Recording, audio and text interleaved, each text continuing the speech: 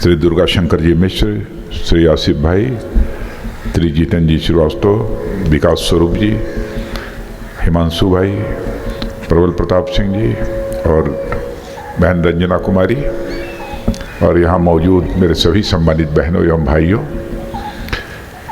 वैसे दुर्गा शंकर जी को मैंने भोजपुरी में बोलते हुए सुना तो सचमुच मुझे बहुत ही सुखद अनुभूति ही नहीं बल्कि आत्मिक सुख की प्राप्ति हो रही थी। वैसे मैं कहना चाहूँगा हमहू बोल सकीला भोजपुरी, लेकिन फर्राटे से भोजपुरी बोले में थोड़ा कठिनाई जरूर हुई कि बहुत दिनों से छूट गए, लेकिन हमहू बोल सकीला। लेकिन जब राय साहब जब हमको जानकारी इस बात की दी कि माटी नाम से एक कार्यक्रम यहाँ पर आयोजित हो रहा है, अच्छा होगा कि आप भी उस कार्यक्रम में शिरकत करें, तो सहज रूप से मैंने अपनी सहमति दे दी कि मैं निश्चित रूप से कार्यक्रम में भाग लेने के लिए आऊँगा।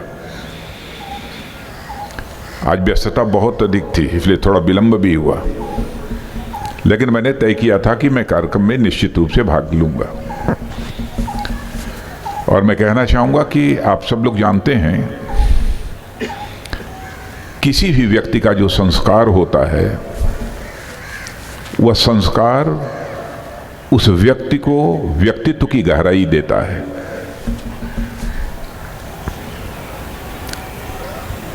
वैसे ही उस व्यक्ति की जो संस्कृति होती है, जिस संस्कृति में पला बढ़ा होता है, वह संस्कृति उस व्यक्ति को ऊंचाई देती है। और मैं यह मानता हूं कि इस कार्यक्रम का जो आयोजन हुआ है वो उन्हीं संस्कारों के कारण ही, और लोगों ने यह फैसला किया कि हम अपनी जो सांस्कृतिक विरासत है उसका सम्मान करेंगे और माटी नाम से इस कार्यक्रम का आयोजन किया है। और मैं समझता हूँ कला, साहित्य और संस्कृति जो हमारी पूर्वांचल की है उसको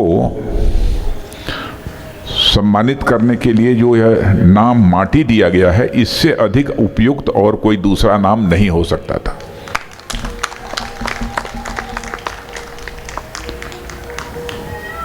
माटी, जब मैंने सुना कि इस कार्यक्रम का नाम है तो मेरे मन में यह बात स्वाभाविक रूप से आई कि पूर्वांचल का कोई भी व्यक्ति हो, हर पूर्वांचली के मन में कहीं न कहीं किसान बसता है और किसान का रिश्ता माटी के साथ होता है। और माटी एक ऐसी चीज है कि जब पहले आप लोगों ने गांव में भी देखा होगा कि जब लोगों को कहीं जख्म हो जाती थी, कहीं चोट लग जाती थी, तो मिट्टी लगाकर लोग जो है उस जख्म को ठीक करने की कोशिश करते थे। यानी उस चोट को वह बड़ा घाव नहीं बनने देता था, यह माटी का ही करिश्मा होता था पहले। तो माटी की तो एक अपनी बहुत बड़ी अहमियत है। इसलिए मैं कहना चाहूँगा कि सचमुच जो इस कार्यक्रम का नाम माटी रखा गया है, ये बहुत ही सोच समझ कर ये फैसला किया है। और राय साहब ऐसे फैसले करते रहते हैं, पहले से भी मैंने देखा है। ये बहुत ही क्रिएटिव हैं, अद्भुत सृजनात्मक क्षमता इनके अंदर है, क्योंकि छात्र जीवन से ही इनके सानिध्य में रहने का मुझे भी अवसर प्राप्त हुआ है।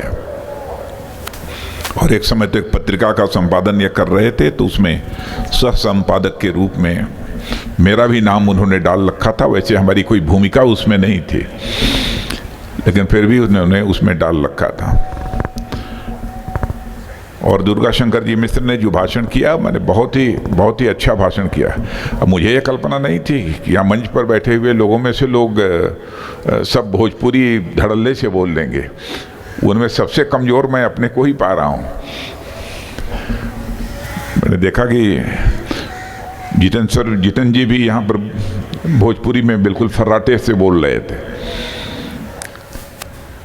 अब पूर्वांचली का जहाँ तक प्रश्न है, आप जानते हैं उनके अंदर सादगी होती है, सरलता होती है। सादगी और सरलता के साथ पूर्वांचल के रहने वाले लोगों में हमने फक्कड़पन भी देखा है। और पूर्वांचल के लोगों के अंदर एक अद्भुत क्षमता होती है सबको साथ लेकर चलने की कला। यह भी पूर्वांचलियों के अंदर होती है। फक्कड़पन भी और सबको साथ लेकर चलने की कला, ये बिरले ही मिलती है। भगवान शिव अच्छी तरह परिचित हैं, उनकी आप आराधना भी करते हैं प्रतिदिन।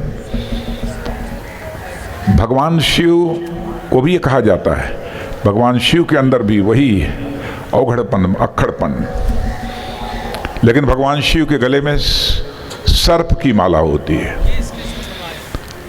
लेकिन उन्हीं के पुत्र गणेश की सवारी चूहा है, और सर्प चूहे का कैसा रिश्ता होता है इसको आप अच्छी तरह जानते हैं, बतलाने की कोई जरूरत नहीं है। और उनके ही एक पुत्र का नाम कार्तिकेय। कार्तिकेय की सवारी क्या होती है? मोर होती है। मोर और सर्प, इनका क्या रिश्ता होता है आप अच्छी तरह जानते हैं। तो उसी प्रकार के एक फक्कड़पन होने के बावजूद सबको साथ लेकर चलने की अद्भुत क्षमता, अद्भुत कला मैंने देखा है कि हमारे यहाँ बहुत सारे ऐसे लोग हैं जिनके अंदर रही है। एक से एक विभूतियाँ हमारे पूर्वांचल में पैदा हुई हैं। भगवान बुद्ध की परिनिर्वाण स्थली भी ये पूर्वांचल में ही है, उससे भी हम अच्छी तरह परिचित हैं। कलम के सिपाही मुंशी प्रेमचंद, वह भी पूर्वांचल के रहने वाले हैं। एक से एक कवि हुए हैं। फिराक साहब का नाम, अकबर इलाहाबादी का नाम, रामचंद्र जी शुक्ल का नाम, अब सारे लोगों का नाम यहाँ लेना संभव नहीं है। प्रथम स्वतंत्रता संग्राम की चिनगारी भी यदि कहीं पैदा हुई थी तो पूर्वांचल में ही प्रथम स्वतंत्रता संग्राम की चिनगारी पैदा हुई थी। पूर्वांचल की एक अहमियत है। यह बात है, सच है कि किसी ने जो कहा कि आप लोग खंडों में क्यों बात करते हैं, पूर्वांचल, उत्तरांचल, दक्षिणांचल, इसकी बात क्यों करते हैं। लेकिन हम कहीं भारत के किसी भी कोने में खड़े होकर यदि हम सोचते हैं तो हमारी सोच में समग्रता होती है, संपूर्णता होती है। हम खंडों में नहीं सोचते हैं, टुकड़ों में हम नहीं विचार करते हैं। अब पूर्वांचल है, पूरब से ही सूरज की रोशनी निकलती है, लेकिन केवल पूरब वालों को ही सूरज अपनी रोशनी नहीं देता है, सारे विश्व को यह सूरज अपनी रोशनी देने का काम करता है। तो सच में हमारे अंदर भी उसी प्रकार का भाव रहता है।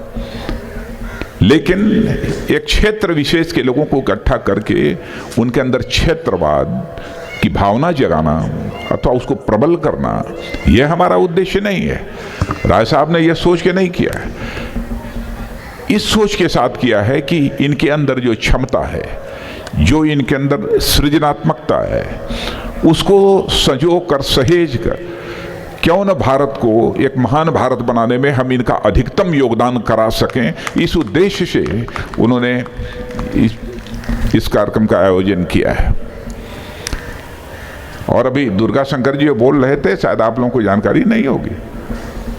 दुर्गा शंकर जी के देख रेख में मार्गदर्शन तो हमारे प्रधानमंत्री जी का है, लेकिन पूरी जिम्मेदारी इनके कंधों के ऊपर है। बहुत बड़ा काम कर रहे हैं। पूर्वांचल वासियों को शायद इस बात की जानकारी नहीं होगी। इन्हीं की देख रेख में सेंट्रल विस्टा यानी 2022 आते आते एक नई पार्लियामेंट यहाँ पर बनने जा रही है, और पूरा एक नया सचिवालय इस भारत का होगा, जो अपने में बिल्कुल अनूठा होगा, अनोखा होगा। यह इन्हीं की देखरेख में बनने जा रहा है। विकास स्वरूप जी एक अच्छे लेखक, आपने देखा उनके अंदर भी, जिसके अंदर क्रिएटिविटी नहीं होगी, सृजनात्मकता नहीं होगी, वो अच्छा लेखक नहीं बन सकता है। अब मैं इनको भी सुन रहा था, हिमांशु भाई को, आसिफ जी को भी सुना, प्रबल प्रताप सिंह जी को भी, रंजना बेन के, सबके अंदर टैलेंट है। तो मैं समझता हूं कि ऐसे कार्यक्रम भविष्य में भी आयोजित होते रहेंगे, और हमारी भी कोशिश होगी कि भविष्य में भी यदि कार्यक्रम हो तो उस कार्यक्रम में भाग लेने के लिए मैं यहाँ पर आऊँ। कोशिश मैं भी यही करूँगा, सारी व्यस्तताओं के बावजूद भी समय निकालकर मैं इस कार्यक्रम में आऊँ।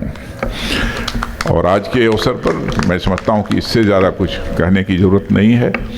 मैं इस कार्यक्रम के आयोजन के लिए सचमुच बहुत ही बधाई देना चाहता हूँ, और आप सबको भी इस अवसर पर धन्यवाद देते हुए अपना निवेदन समाप्त करता हूँ।